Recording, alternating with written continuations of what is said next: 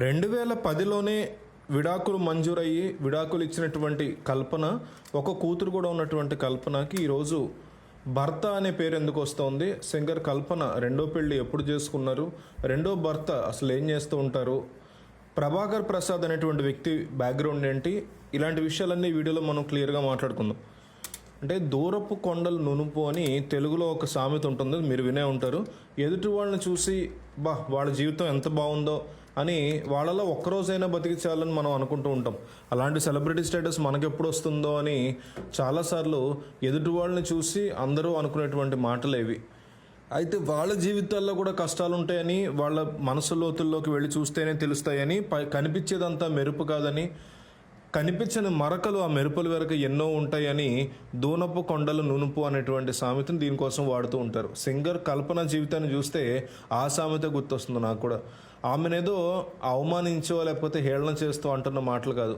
ఆమె తన జీవితాంతం ప్రతి నిత్యం ఏదో రకంగా కష్టం పడుతూనే ఉన్నారు. పైకి ఎంతో నవ్వుతూ సంతోషంగా కనిపిస్తూ అందరిలో జోషం చెప్పిస్తూ పాటలు పాడుతూ ఉంటారు. కానీ బ్యాక్గ్రౌండ్ మాత్రం, అంటే ఆమె నిజ జీవితంలో మాత్రం కష్టాలు అనేవి పడుతూనే ఉన్నారు. చిన్నతనంలో అసలు బాల్యాన్ని ఆమె ఆస్వాదించలేకపోయారు. తెలిసి తెలియని వయసులోనే సినిమా ఇండస్ట్రీలోకి ఆమె అడుగుపెట్టారు. బాల నటిగా సినిమాల్లో నటించారు. సింగర్ కల్పన తన సనాతన బ్రాహ్మణ కుటుంబంలో పుట్టిన పెరిగారని చెప్తారు. తండ్రి పేరు రాఘవేంద్ర అనమాట. ఆయన కూడా ఒక సింగర్, నేపథ్య గాయకుడిగా ఆయనకు కూడా మంచి పేరుంది. తల్లి పేరు సులోచన, ఆమెకు కూడా సింగర్గా మంచి పేరుంది. కల్పనకి ఒక చెల్లుంది, ఆమె పేరు ప్రసన్న రాఘవేంద్ర. కుటుంబానికి సంగీత నేపథ్యం ఉండడంతో సినిమా వాళ్ళతో కూడా మంచి పరిచయాలే ఉన్నాయి. ఆ పరిచయాల వల్లే కేవలం అతి తక్కువ వయసులోనే కల్పన సినీ రంగంలోకి ఎంట్రీ ఇవ్వాల్సి వచ్చింది. 3 సంవత్సరాల వయసులోనే ఈనాడు అనేటువంటి ఒక మహిళ, అంటే ఒక మలయాళ సినిమాకి అంటే 3 ఏళ్ల వయసులోనే తెర మీద ఆమె కనిపించారనమాట. ఆ తర్వాత 1986లో కమల్ హాసన్ హీరోగా నటించిన పొన్నాగై మన్నన్ అనే సినిమాలో చైల్డ్ ఆర్టిస్ట్గా ఆమె కనిపించారు.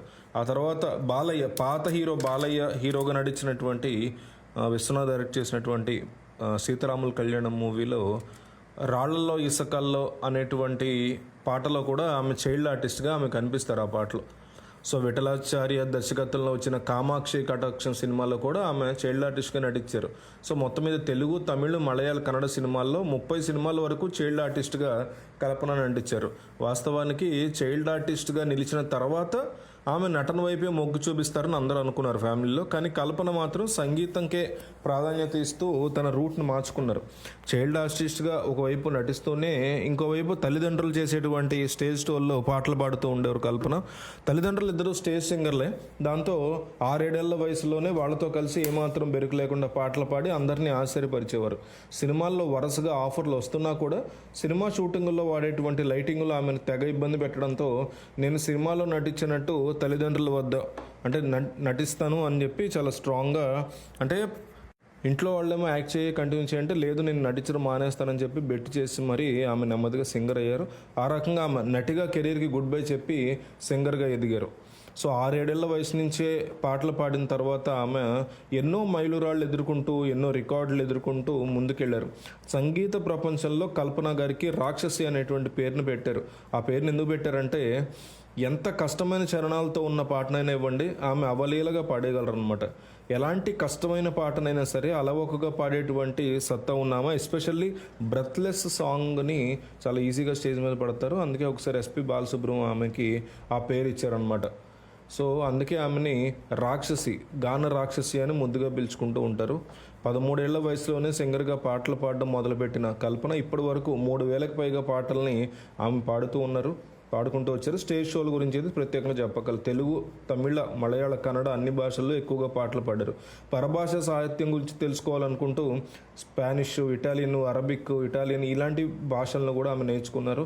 ఎంఎఫ్ విశ్వనాథన్ గారు, Ilaiyaraaja, AR Rahman, KV Mahadevan, SP Balasubrahmanyam, KH Suchitra, వీళ్ళందరితో కూడా ప్రముఖులందరితో కలిసి ఆమె పనిచేశారు.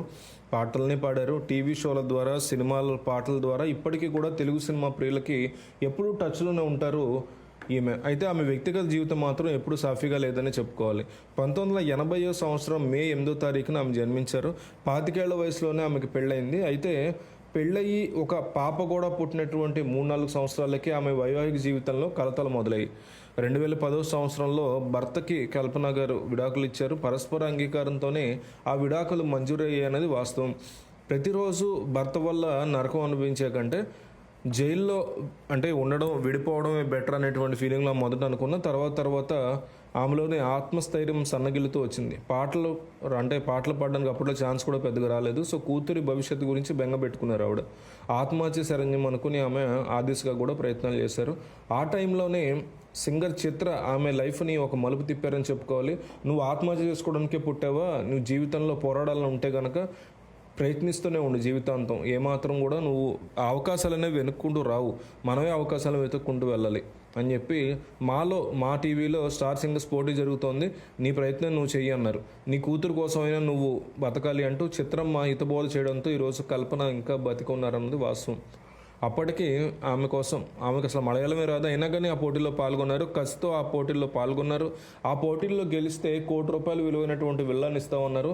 ఆ విల్లాన్ని దక్కించుకుంటే తన జీవితమే మారిపోతుందన్న కసితో ఆమె పాడడం వల్లే ఆ పోటీల్లో ఆమె అద్భుతంగా గెలిచారు, విజేతగా నిలిచారు.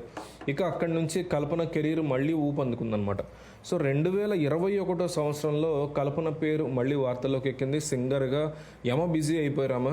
అటు ఇటు తిరుగుతూనే ఉండాలి, ఇంటి పట్టున ఉండే టైం కూడా ఆమెకు ఉండదు. అందుకే తన 15 ఏళ్ల కూతుర్ని ఆమె సోదరింట్లో వచ్చింది, చెల్లింట్లో. సో కొద్ది రోజుల తర్వాత ఆ కూతురు తనతో చెప్పిన విషయం విని నివ్వెరపోయిన కల్పన గారు తన చెల్లి భర్త మీదే కేసు పెట్టారు. ఆ కేసు విషయంలో న్యాయ పోరాటం కూడా చాలా స్ట్రాంగ్గా చేశారు. ఆ తర్వాత ఆ కేసు ఏమైందనేది ఇప్పటికీ ఎవరికీ తెలియదు. ఆ వార్తలు కూడా బయటకు అయితే రాలేదు.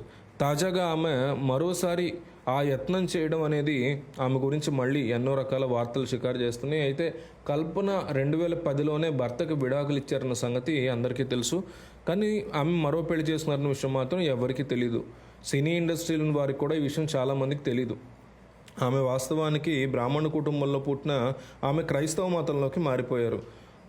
మొదటి భర్తకి విడాకులు ఇచ్చిన తర్వాత కష్టకాలంలో ఉన్న సమయంలో ఆమె మతం మారి ఉండవచ్చని తెలుస్తుంది. ఆ తర్వాత కొన్నాళ్ళకి కేరళ రాష్ట్రానికి చెందిన ప్రభాకర్ ప్రసాద్ అనేటువంటి వ్యక్తిని ఆమె రెండో పెళ్లి చేసుకున్నారు. ఆయన ఒక పాస్టర్, ఎక్కువగా చెన్నైలో అలాగే కేరళలో ఆయన ఉంటూ ఉంటారు. రెండో భర్త ద్వారా కల్పన గారికి మరో 2 ఆడపిల్లలు పుట్టారు. అంటే కల్పన గారికి మొత్తం 3 ఆడపిల్లలు అనమాట. ఈ విషయాన్ని కల్పన గారే స్వయంగా ఒక ఇంటర్వ్యూలో చెప్పుకొచ్చారు. నాకు 3 అమ్మాయిలు, ఒక అమ్మాయి భరతనాట్యం చేస్తుంది, పెద్ద అమ్మాయి పాడుతుంది. చదువును బలవంతంగా రుద్దొచ్చు కానీ కళను మాత్రం బలవంతంగా చేయించలేము. నాలాగా వాళ్ళకు కూడా సంగీతం రావాలని నేను కోరుకోను, వాళ్ళంతటి వాళ్ళే నేర్చుకోవాలని ఒక ఇంటర్వ్యూలో ఆమె చెప్పడం జరిగింది. అసలు ఆమె మొదటి భర్త పేరు ఏమిటో కూడా ఎవరికీ తెలియదు. ఆయనతో ఎందుకు విడాకులయ్యాయనే విషయాన్ని కూడా ఆమె ఎప్పుడూ ఎక్కడ రివీల్ చేయలేదు.